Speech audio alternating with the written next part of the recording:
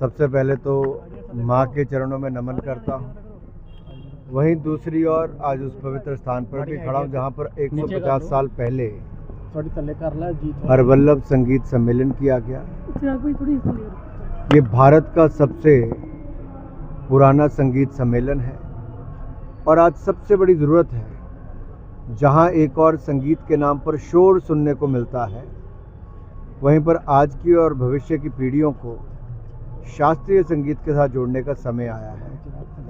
हरवल्लभ संगीत सम्मेलन एक ऐसा है जहाँ पर भारतीय कला, संस्कृति, साहित्य सब देखने को मिलता है।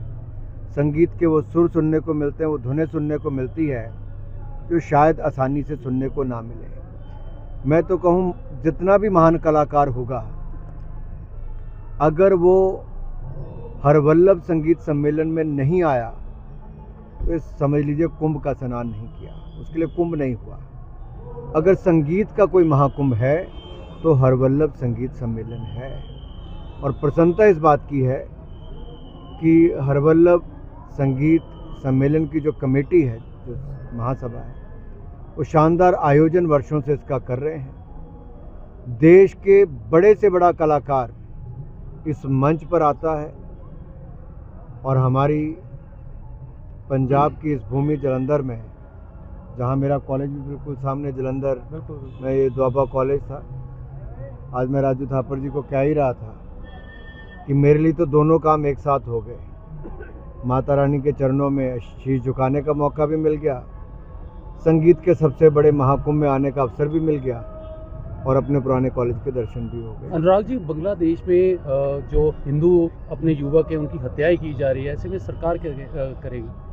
मुझे लगता है बड़ा संवेदनशील मसला है, इस पर सरकार अपना विषय रखी रही है क्योंकि लगातार हिंसा हो रही है वहाँ पर और हत्याएं भी रोज हो रही है। मुझे लगता है यहाँ पे जो महा सम्मेलन जो हम करते हैं संगीत का, अगर आप देखिए पंजाब में कितने ही घराने, पटियाला घराना हो गया, कपूरथला घराना हो गया, हरियाणा या होशियारपुर घराना जिसको कहते हैं वो हो गया। अब इस सम्मेलन के माध्यम से, बाबा हरवल्लभ संगीत सम्मेलन के माध्यम से जो उभरती हुई फनकारें हैं, जो जिनमें बहुत टैलेंट है, पोटेंशियल है, उस प्रतिभाशाली युवाओं को अवसर मिलना चाहिए कि हम उनको एक बड़ा प्लेटफॉर्म हरवल्लभ संगीत सम्मेलन के माध्यम से कैसे दें। सालाना आयोजन हो, यहाँ पे जो ऑडिटोरियम बना है इसको और बड़ा हॉल को किया जाए, उसके लिए प्रयास भी करेंगे। लेकिन साथ ही साथ प्रदेश भर के कोने कोने से उत्तम कलाकार को, जो अभी छोटा है, उसको सिखाने का, तराशने का काम यहाँ से किया जाए। जम्मू कश्मीर हो, हिमाचल हो, पंजाब हो, हरियाणा हो, चंडीगढ़ हो, उत्तराखंड हो, हमारी एक तरह से यहाँ का संगीत एक जैसा है। राजस्थान हो, तो हमारा प्रयास होना चाहिए कि इन राज्यों का जो कलाकार हैं, संगीतकार हैं, गायक हैं, उनको बहुत छोटी उम्र से चुनको उनको तराशें। और सच्ची श्रद्धांजलि अगर देखा जाए बाबा हरवल्लभ जी को यही होगी कि आने वाली पीढ़ियों को जो गायक या कलाकार हम इस मंच से दे सकें। जी राम जी को लेकर कैसे प्रेजेंट कर रहे हैं, क्योंकि पंजाब में मनरेगा को लेकर काफी सवाल खड़े करते हैं। कांग्रेस संघर्ष करने जा रही है, वो कह रही है कि प्रेस कॉन्फ्रेंस करेंगे 30 दिसंबर तक। कांग्रेस वैसे भी संघर्ष ही कर रही है कांग्रेस एक के बाद दूसरा चुनाव हार रही है और जब तक राहुल जी हैं कांग्रेस सेंचुरी लगाएंगे।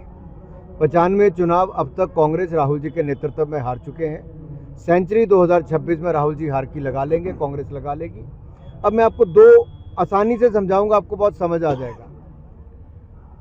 1989 में जवाहर रोजगार योजना नाम रखा कांग्रेस ने, और सोनिया जी का भाषण सुनिए पार्लियामेंट का, जब ये नरेगा लाए थे 2004 में। अब ध्यान से सुनिए। 1989 में जवाहर रोजगार योजना नाम रखा, 1999 में उसका नाम रखा जवाहर रोजगार समृद्धि योजना, फिर 2001 में रखा फूड फॉर वर्क। उसके बाद 2004 में जब इनकी सरकार यूपीए की आई तो ये लाए NREGA, national rural employment guarantee act, NREGA. तब भी महात्मा गांधी याद नहीं आए, 1989 में याद नहीं आए, 1999 में याद नहीं आए, 2001 में याद नहीं आए, 2005 में याद नहीं आए, लेकिन 2009 में जाके उनको महात्मा गांधी जी याद आए। कांग्रेस महात्मा गांधी जी के नाम पे भी राजनीति करती है, इसलिए महात्मा गांधी जी ने कहा था कि कांग्रेस को ही ताला लगा देना चाहिए, कांग्रेस का अस्तित्व खत्म कर देना चाहिए, क्योंकि अब भारत आज़ाद हो गया है। आपको अगर राजनीति करनी, आप अपना एक नया दल बनाइए। अब जहां तक जी राम जी की बात है, विकसित भारत के निर्माण के लिए, विकसित भारत के निर्माण के लिए गारंटी फॉर रोजगार एंड आजीविका मिशन ग्रामीण, जी राम जी, ये क्या है? 100 दिन रोजगार मनरेगा में मिलता था, अब 125 दिन रोजगार मिलेगा। जो दिहाड़ी मनरेगा में मिलती थी उससे ज्यादा दिहाड़ी यहाँ पे मिलेगी। मनरेगा में मात्र बजट 30,000 करोड़ कांग्रेस का था, मोदी सरकार ने 1,11,000 करोड़ रुपये खर्च किया इस पे एक साल में। यही नहीं, कांग्रेस के समय इसमें घोटाले होते थे, लोगों को पैसा नहीं मिलता था। हमने जियो टैगिंग इसकी शुरू करवाई, एसेट क्रिएशन शुरू करवाई, यहाँ तक कि लोगों को जो कांग्रेस के सरकार में पैसा नहीं मिलता था, हमने बैंक खाते खुला के सीधा बैंक में पैसा ट्रांसफर करवाया। अब हम 15 दिन की बजाय 7 दिन में पैसा देंगे, 125 दिन दिहाड़ी देंगे, ज़्यादा दिहाड़ी देंगे, यानी कि मैंडेज भी बढ़ गए, दिहाड़ी भी बढ़ गई, बैंक में पैसा भी 7 दिन में आ गया। तो राम जी के गुण गाइए, जी राम जी। गारंटी फॉर रोजगार एंड आजीविका मिशन ग्रामीण। कांग्रेस को केवल राम के नाम से दिक्कत है, विपक्ष को केवल राम भक्तों का अपमान करना है। इन्होंने राम भक्तों पे गोलियां भी चलाई, राम मंदिर का विरोध किया, आज तक राम मंदिर नहीं गए, राम सेतु का विरोध किया। यहाँ तक कि जब राम मंदिर का कार्यक्रम चल रहा था तो तमिलनाडु के मुख्यमंत्री ने वहाँ के मंदिरों के द्वार बंद कर दिए, लोगों को कोर्ट जाना पड़ा। आज तमिलनाडु में कांग्रेस और डीएमके की सरकार मदुरई ब्रांच के जो मद्रास हाई कोर्ट है उसके मदुरई बेंच के ऑर्डर आने के बावजूद कंटेम्प्ट ऑफ कोर्ट करते हैं। और दीपम का इशू आज इतना गर्म है, क्या हिंदुस्तान में सनातन को गाली निकाल के कांग्रेस जीवित रह सकती है? कांग्रेस गलती में है।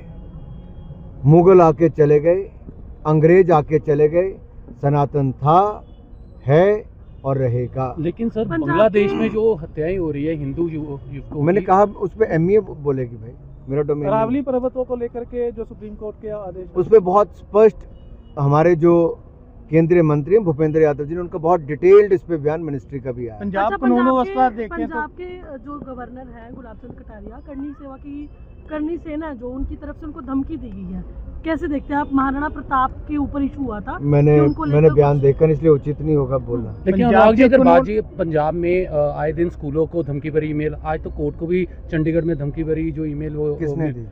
वही संगठन जो दे रहे हैं। कौन संगठन? खालिस्तान संगठन जो भी बम से उड़ाने की धमकियां मिल रही है लगातार। पंजाब एक बहुत बुरे दौर से गुजरा है और पंजाब ने उस समय इतना खून खराबा देखा है कि जिसमें कईयों के परिवार उजड़ गए, कई निर्दोष भी मारे गए और कई जिनका परिवार खत्म ही हो गया। मेरा पंजाब हंसता खेलता आगे बढ़ता पंजाब होना चाहिए। हमारा पंजाब, जिसका उदाहरण पूरे देश और दुनिया में दिया जाता है कि पंजाब की जवानी, पंजाब के नौजवान, ये सब देश के काम आते हैं। और गुरुओं की इस धरती से मैं कहना चाहता हूँ, मुगलों के खिलाफ उनका सामना करते हुए अपना सब कुछ कुर्बान करने वाले, आज हम वीर बाल दिवस मना रहे हैं साहबजादों की शहादत का। गुरु गोविंद सिंह जी ने तो अपने चारों साहबजादों को देश के नाम पर, धर्म के नाम पर, कौम के नाम पर बलिदान कर दिया था। इससे बड़ा बलिदान किसका होगा? गुरु तेग बहादुर जी का हम 350वां मना रहे हैं और उनका बलिदान देखिए। 9वें पातशाह हो, 10वें पातशाह हो, इनका कितना बड़ा योगदान इस देश, समाज, धर्म के लिए रहा। नहीं तो मुगलों ने जिस तरह से या मुसलमानों ने जिस तरह से धर्मांतरण करना शुरू किया था, ना कोई सिख होता ना कोई हिंदू होता। इनके खिलाफ हमारे गुरुओं ने संघर्ष भी किया और आज भी पंजाब की जो ताकत है वो हिंदू सिख एकता इसकी सबसे बड़ी ताकत है। कोई किसी तरह का बयान दे, हमें अपने पंजाब को एकजुट रखना है, एक सूत्र में बांधना है और पंजाब की ताकत को वापस खड़ा करेंगे। नशा मुक्त भी, गैंग वॉर मुक्त भी, और जो ऐसी जो आपको धमकियां देते हैं इनसे भी मुक्ति पाने का काम तब होगा जब मजबूत सरकार यहाँ पर होगी, मजबूर सरकार के चलते चिट्टा बिकता रहेगा, जेलों से गैंग चलती रहेंगी, धमकी भरे ईमेल्स आते रहेंगे। ये एक मजबूर सरकार की निशानी है जो आज पंजाब में है। अच्छा, डॉक्टर नवजोत कौर सिद्धू गडकरी सर से मिलकर आए, उसके बाद उन्होंने ट्वीट भी किया और उनके लिए जो वर्ड भी लिखे और कहा कि अमृतसर को मदद चाहिए। मुझे नहीं पता कौन किससे मिल रहा है और मैं ऐसे किसी बयान करिए। वीरवाल दिवस को बदलने की बात की जा रही है और जो MP है मानविंदर सिंह कंग, उन्होंने भी बोला था कि इनको बाल कहना उचित नहीं है, ये हमारे बाबे हैं। मैं एक बात देखिए आपको बहुत स्पष्ट करूं, हिंदुस्तान आज़ाद हुआ, उसके बाद 70 साल तक दूरबीन लगा के हम लोग गुरुद्वारे के दर्शन करते थे।